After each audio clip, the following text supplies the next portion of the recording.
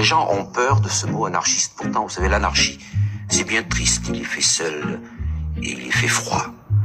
Et d'autre part, qu'est-ce que ça veut dire anarchie? Ça veut dire la négation de l'autorité. Moi, je n'ai pas encore rencontré un homme qui m'ait dit en face, je veux absolument obéir à quelqu'un ou à quelque chose, je veux définitivement être une lavette. Vous comprenez? On imagine un anarchiste avec la panoplie de ravacheurs. C'est idiot. Voilà. Et puis ça sert à rien ce que je dis, parce que on brandira toujours l'anarchiste comme quelqu'un qui est en dehors du coup, en dehors du temps. Pourtant Dieu sait si je ne suis ni en dehors du coup, ni en dehors du temps. Et puis d'ailleurs, je m'en fous.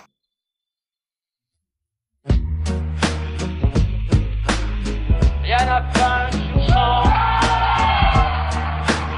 Ils existent, la plupart espagnols. Allez savoir pourquoi. Faut croire qu'en Espagne, on ne les comprend pas, les anarchistes.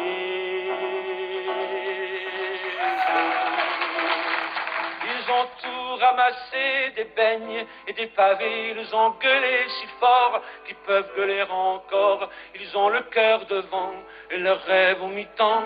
Et puis l'âme toute rongée par des foutues idées. Et un lapin sur 100, et pourtant ils existent. La plupart fils de rien, ou bien fils de si peu, on ne les voit jamais que lorsqu'on a peur d'eux, les anarchistes.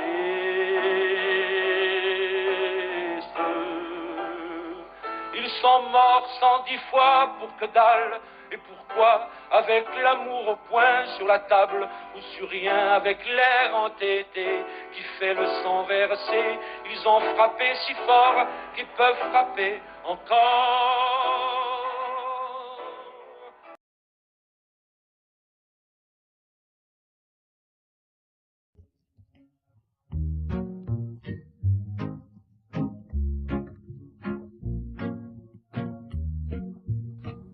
Est-ce que tu as fait le vaccin du Covid?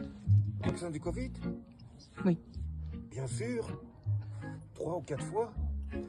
Maintenant, il y a la variole du singe. Le Covid, je le ferai plus jamais. Il faut pas me prendre pour un con. Mais la variole du singe, c'est pas le Covid. Je peux y aller. Après, je prendrai plus la variole du singe parce qu'on me la fera pas 2 fois. Mais si il y a la variole du poulpe, ça, je vais y aller aussi parce que c'est plus la variole du singe. Tu comprends? Donc, le Covid, j'ai pris. Variole du singe, j'ai pas encore pris. Après, le poulpe. Ouais. Je suis prêt, là. Vous pouvez envoyer les vaccins. Tu peux couper.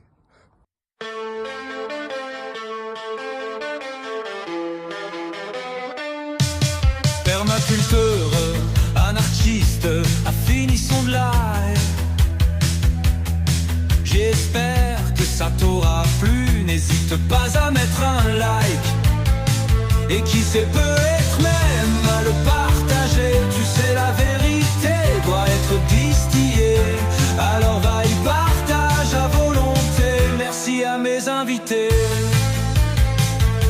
Merci aux spectateurs. Merci aux commentaires. Abonne-toi et actionne la petite cloche. Tu seras prévenu de mon prochain live. Perma te souhaite une bonne nuit, car mon live est fini. Je te dis à samedi ou à dimanche. Merci, voilà, c'est fini.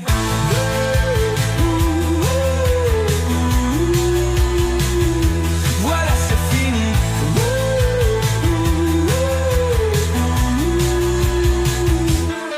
Permaculteur, anarchiste, a fini son live. J'espère que ça t'aura plu. N'hésite pas à mettre un like. Et qui sait peut-être mal partagé. Tu sais, la vérité doit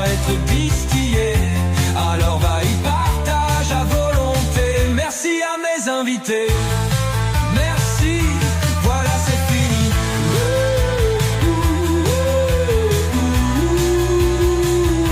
Voilà c'est fini.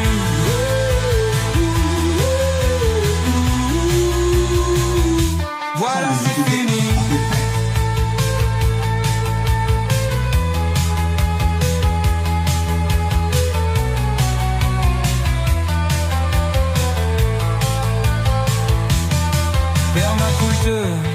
Un artiste a fini son live. J'espère que ça t'aura plu. N'hésite pas à mettre un like. Et qui sait peut-être même à le partager. Tu sais la vérité doit être distillée. Alors va y partage à volonté. Merci à mes invités. Merci. Voilà c'est fini. Merci. Voilà c'est fini. Merci. Voilà c'est fini.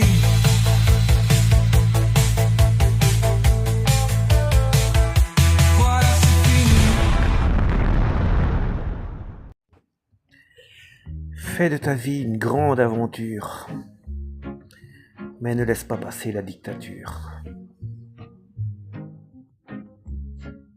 Allez, vas-y, partage. Pouvez-vous nous dire en quelques mots? Je sais que c'est très vaste. Virginie Joron nous a déjà montré les dossiers. Mais quelques mots concernant les Twitter Files français. Oui, eh bien, cela a été une surprise pour moi. Je possède les Twitter Files depuis 3 ans maintenant, mais nous continuons à y découvrir des informations qui n'étaient pas disponibles auparavant. Et ce que nous avons appris, c'est que le président Macron était lui-même personnellement impliqué dans une action secrète coordonnée, en collaboration avec des ONG françaises, censées être des organisations non gouvernementales, dont beaucoup ont des liens avec les services de renseignement ou sont financés par le gouvernement, afin de mener une action coordonnée par le biais du système judiciaire français pour faire pression sur Twitter afin que ces ONG aient un accès spécial aux données de Twitter. Il s'agissait d'un projet d'une telle envergure qu'il impliquait même Miss France, aussi incroyable que cela puisse paraître, qui s'est retrouvée impliquée dans cette initiative visant à exiger la censure. Je n'avais jamais vu un chef d'État s'impliquer aussi directement que Macron dans le complexe industriel de la censure. L'autre élément important qui ressort des Twitter Files français est que le modèle dominant en matière de censure, qui consiste à attribuer le pouvoir spécial de décider ce qui est vrai et faux à ces soi-disant modérateurs de confiance, a été développé par le gouvernement français à partir de la loi Pleven, entrée en vigueur en 1972. Malheureusement, la France, que nous considérons tous comme un pays attaché à la liberté, a en fait créé les germes et le mode opératoire du complexe industriel de la censure. Un avis, Joey?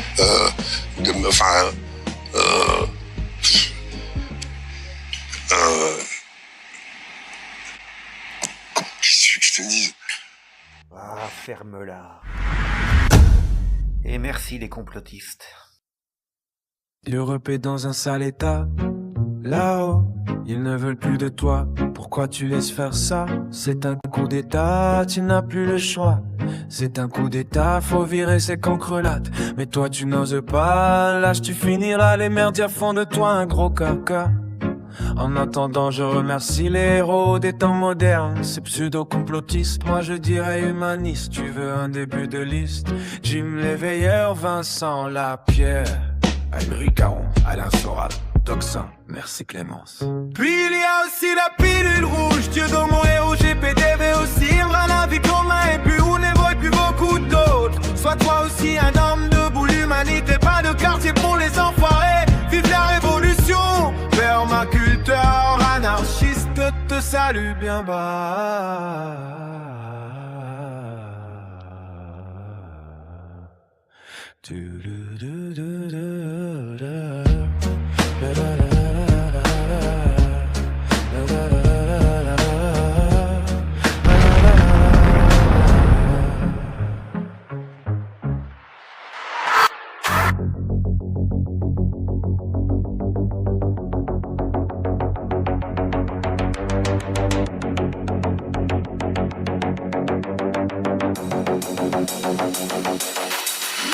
dans un sale état.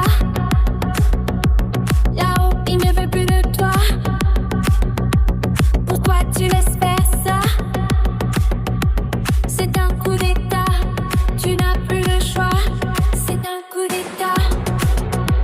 Faut virer ces cancres-là. Mais toi, tu n'oses pas.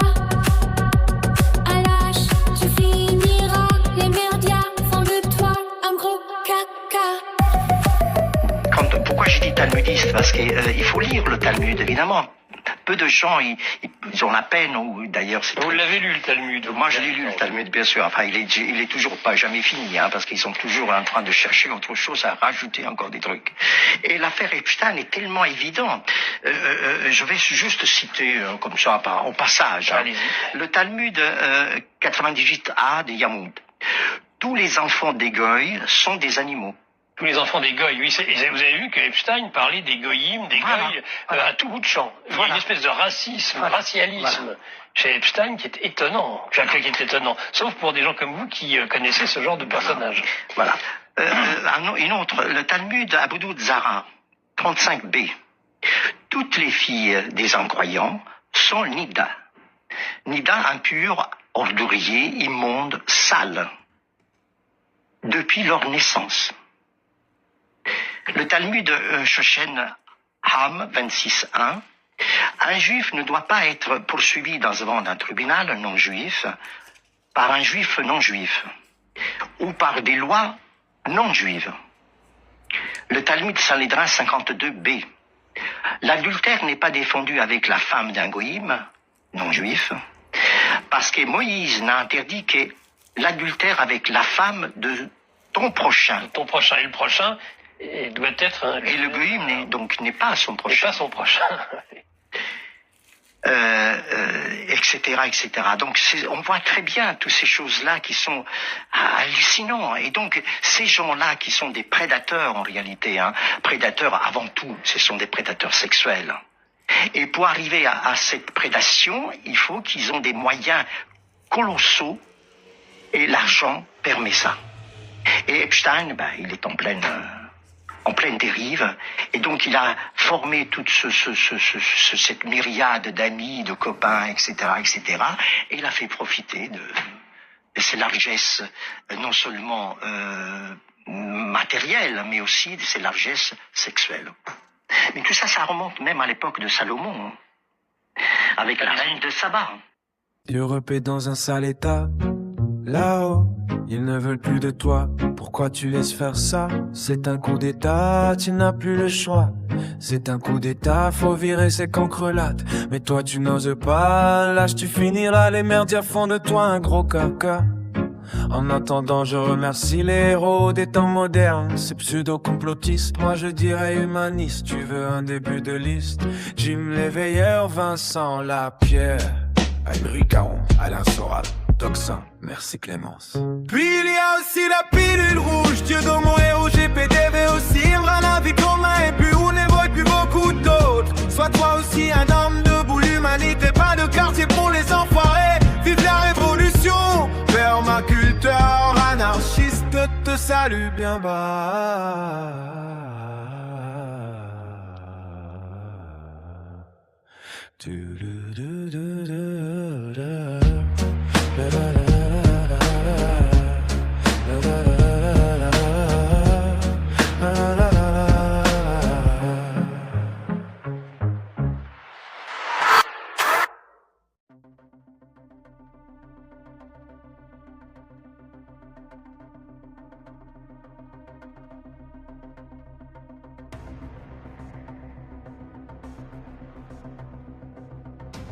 La grande différence entre la France et Israël. Israël, vous avez 5 pays qui vous en veulent mortellement, mais sont à vos frontières. Nous, l'ennemi, il est à l'intérieur du pays en France maintenant. Et effectivement, on est en train de se poser un certain nombre de questions. On fustige Israël, etc., etc. Pour la plupart de certains partis de gauche en France, mais ils ne se rendent pas compte que demain, des gens viendront frapper à leur porte et leur demanderont de foutre le camp avec la valise ou le cercueil, comme ça nous est arrivé quand nous étions colons en Algérie. C'est-à-dire que le danger n'est pas seulement pour la communauté juive, mais aussi pour les autres, pour les Français. Mais bien sûr, la communauté juive, effectivement, est je dirais, dans l'œil du cyclone, quelque part, on le sait ici. Mais prenons le cas, on va pas utiliser la langue de bois.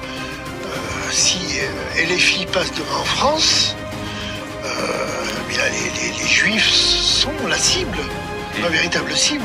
L'histoire se rejoue. Donc oui, soyons vigilants.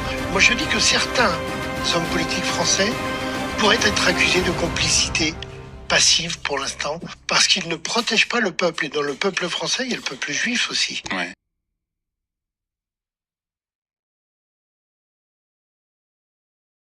Une idée d'Engie, Neoen et la Banque des Territoires.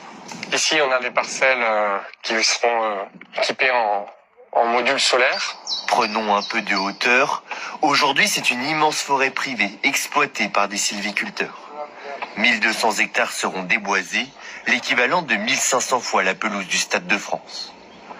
Un tiers du projet sera dédié au photovoltaïque, le reste à la sylviculture et à la restauration de la biodiversité.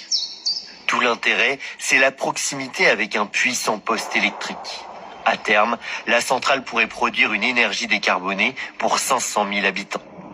Avec ce projet, on peut permettre d'atteindre 10 à 15% de l'objectif de la région Nouvelle-Aquitaine. On a privilégié un projet conséquent, ambitieux, mais exemplaire, plutôt que de multiplier des projets de taille plus modeste. On est dans une période où on refonde, on est en train de réinventer un modèle.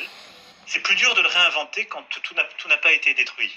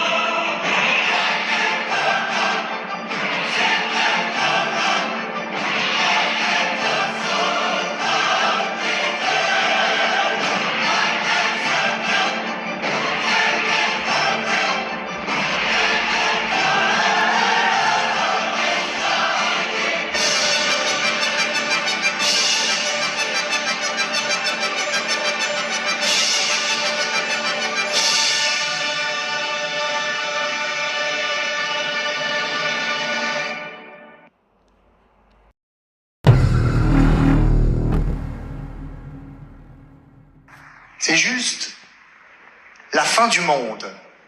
Alors, rassurez-vous, c'est pas la fin du monde ce soir. C'est la fin du monde demain. Donc peut-être qu'en faisant tout ça, en disant toutes ces choses, on va lâcher un petit malaise.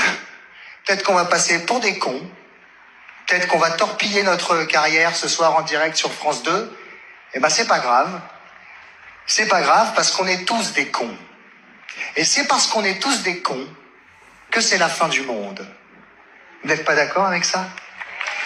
Alors, je sais, la fin du monde, c'est super, c'est assez rigolo. Les artistes adorent la fin du monde parce que c'est un grand spectacle. Il y a des explosions, il y a des feux d'artifice, il y a des effets spéciaux. C'est grandiloquent. C'est comme un moment fabuleux, donc on kiffe la fin du monde.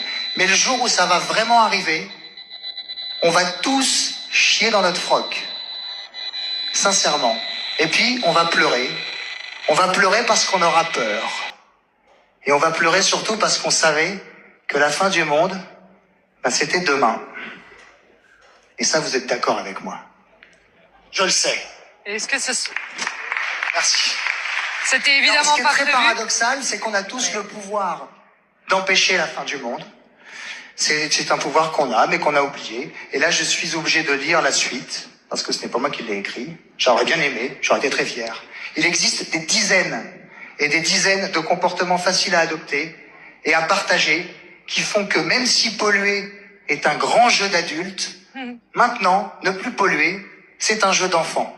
Et agir en protégeant la biodiversité, c'est un jeu d'enfant. Il y a des gens formidables, des gens magnifiques qui ont dressé des listes de comportements. Ces gens formidables, ce sont des professionnels de la fin du monde. Et si nous adoptions tous ces comportements au quotidien et que nous les partagions, nous pourrions, une bonne fois pour toutes, en finir avec The End of the World. Je fais une petite variante parce que sinon c'est un peu lourd. Et est-ce Il que se vous voulez trouve pas... justement que l'un des vecteurs les plus efficaces pour faire ceci, ce sont les gens qui sont ici ce soir. C'est-à-dire les artistes et les célébrités. Et comme nous sommes aux Victoires de la musique 2019, et qu'ici, des artistes et des célébrités, il y en a un paquet, nous voudrions profiter de cette immense tribune pour leur demander à tous de venir nous filer un coup de main dans cet énorme merdier que représente la lutte contre le plus grand fléau qui soit, le comportement humain, notre propre comportement. Nous, les artistes présents ici ce soir dans cette salle et en backstage, nous parlons à des millions de gens. Alors utilisons cette chance extraordinaire d'être écoutés pour changer notre manière de vivre et de consommer au quotidien et pour le partager et pour essayer une bonne fois pour toutes d'en finir avec la fin du monde, car c'est un fait établi. Si nous continuons tous à faire comme tout le monde sur cette planète, il y aura bientôt plus personne pour faire quoi que ce soit. Le problème technique subsiste, je suis désolé, c'est toujours la fin du monde. On espère que les gens, la majorité, aura compris ce message de manière constructive. C'était pas facile de le délivrer ce soir comme ça, et merci à Daphné. Et pour tous les autres, Est-ce qu'on chante après ce nous, soir le déluge. Est-ce qu'on chante ce soir?